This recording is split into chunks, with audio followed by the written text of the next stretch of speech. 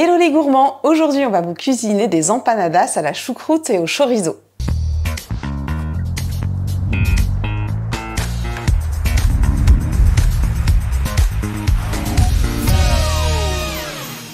Je suis accompagnée de Caroline. Caroline, merci d'être venue chez moi jusqu'aux îles Kirches. Je crois que tu n'as pas eu beaucoup de chemin à faire. Non, quelque part. Oui, peux-tu te présenter? Oui, bien sûr. Alors, je m'appelle Caroline Tancelet, je suis conseillère en transition écologique et je suis aussi présidente d'une association qui s'appelle Famille d'Îles Kirches.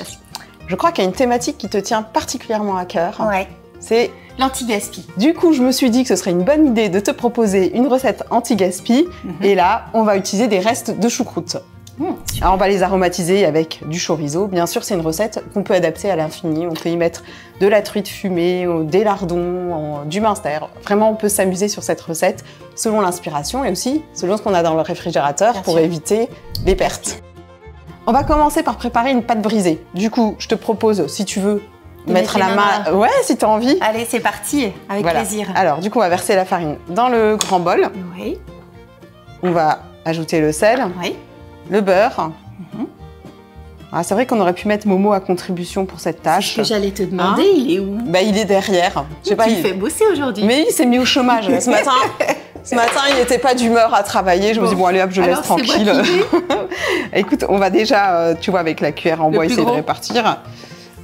Ouais, écoute, alors si tu as envie de mettre la main à la pâte, tout le monde n'aime pas. Mais si moi, ça me fait plaisir. Ok, alors je te laisse faire. Bon, là, c'est pas mal au niveau du beurre. Ouais, ça me paraît bien.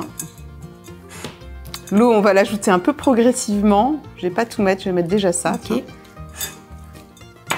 Parce que dans les recettes, on vous donne des poids, mais ça peut varier en fonction de la force de la farine, par exemple. Oui. Tu vois, on va devoir mettre plus ou moins d'eau. D'accord.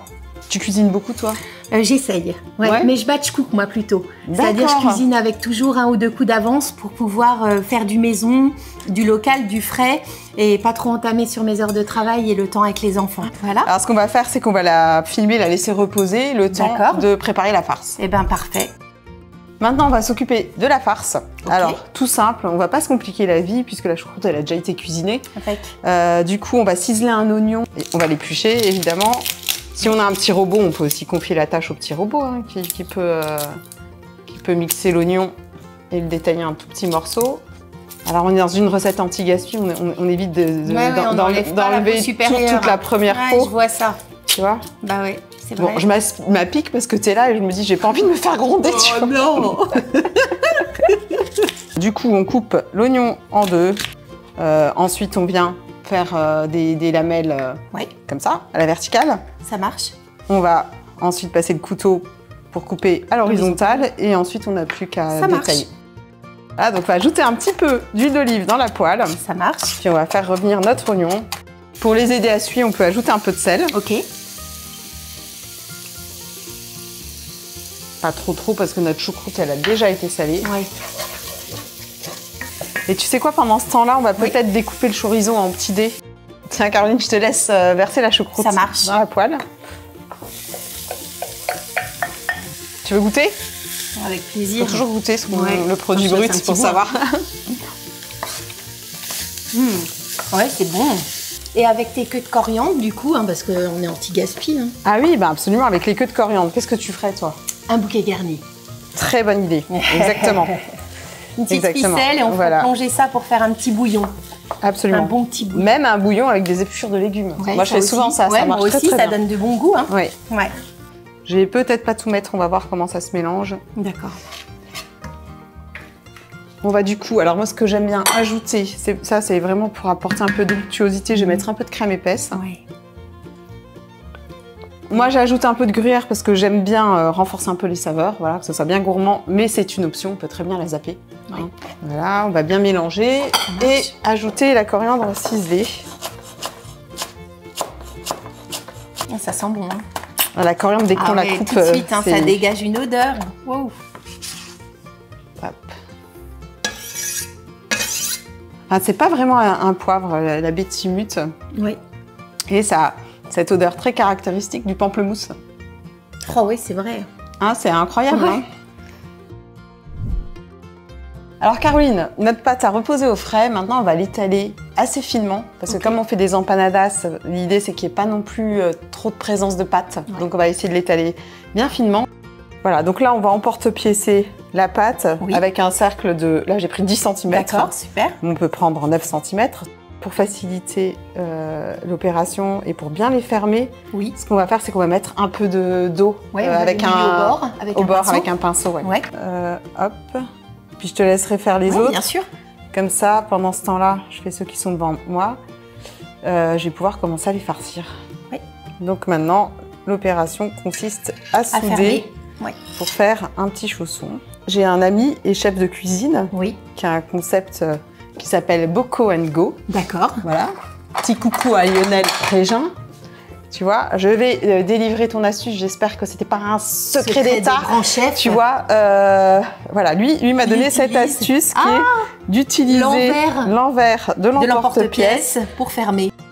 Dernière étape avant la cuisson, on va dorer nos empanadas pour qu'ils aient une jolie couleur à la sortie du four, qu'ils soient bien bronzés. Avant, je vais faire comme une petite cheminée, je vais juste inciser un tout petit peu avec un couteau ici pour que la vapeur s'échappe. Pour dorer, on a plein de solutions. On peut utiliser un œuf battu en omelette. Oui. Ou on peut utiliser le jaune pur avec un tout petit peu d'eau ou un peu de crème. C'est une solution que j'aime bien parce que ça va permettre d'avoir vraiment une très jolie couleur. Ouais, un beau jaune. Après, le hic, c'est que ça nous fait perdre le blanc. Ah, ça on veut pas quand on est dans l'anti-gaspi. Mais pas de panique, le blanc, on en fait quoi? T'en fais quoi par exemple? Quand j'en ai suffisamment, je vais aller faire une petite meringue avec, ou sinon, je fais tout simplement une omelette de blanc. Les enfants aiment ça, on met un peu de sel, un peu de persil, et puis ils ne mangent que les blancs. Alors du coup, je te laisse séparer le blanc du jaune. Oui. Ce qui s'appelle clarifier l'œuf. Clarifier l'œuf. Donc, on va ajouter un tout petit peu de crème liquide. On va prendre notre pinceau, puis on va juste passer la dorure sur nos petits chaussons. Alors là, on va passer nos empanadas au four pendant 25 minutes à 200 degrés, chaleur tournante. Alors voilà, Caro, nos empanadas sont sorties du four. Moi, je les trouve vraiment magnifiques. Je crois qu'on peut être très fiers de nous. Carrément. Et on remercie Lionel pour l'astuce qui a vraiment super bien fonctionné. On espère que cette recette chez vous a plu. Nous, on va déguster, on va passer à la dégustation. Ouais. Est-ce que tu veux goûter tout de suite face caméra pour qu'on ait la réaction authentique, hein. Si c'est pas bon, tu ce sera authentique, forcément. Allez, hop. Je goûte. Regarde, d'abord on chine. Chine.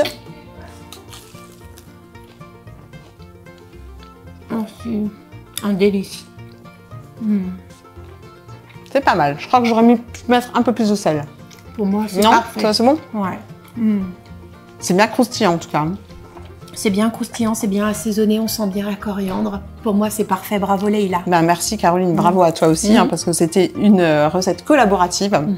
Une recette anti-gaspi aussi, on vous le rappelle, c'est une thématique importante qui nous tient à cœur et qui permet de faire des petits délices, des merveilles, il faut se le dire. On espère que cette recette vous aura inspiré, que vous allez la tenter chez vous, peut-être l'accommoder à votre sauce. Dans ce cas, n'hésitez pas à nous en donner des nouvelles. On vous fait de gros schmutz. On vous dit à tout bientôt.